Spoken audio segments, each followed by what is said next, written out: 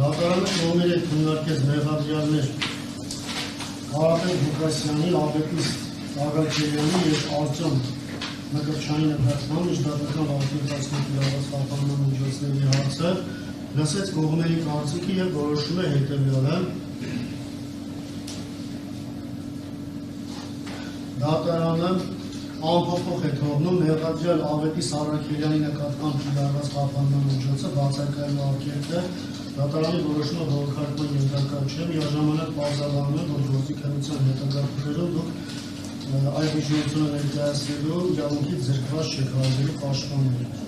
Միաժամանակ անդրադառնալով Կարապետ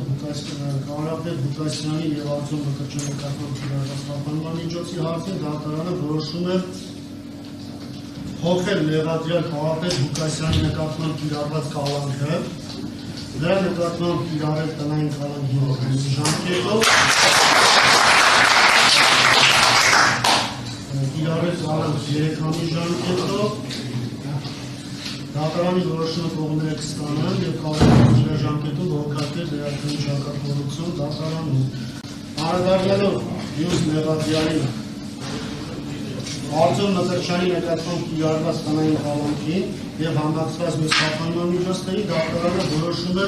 փոխել մեղադրյալ Արտյոմ Մկրտչյանի նկատմամբ կիրառված տնային կալանքը և կիրառել վարչական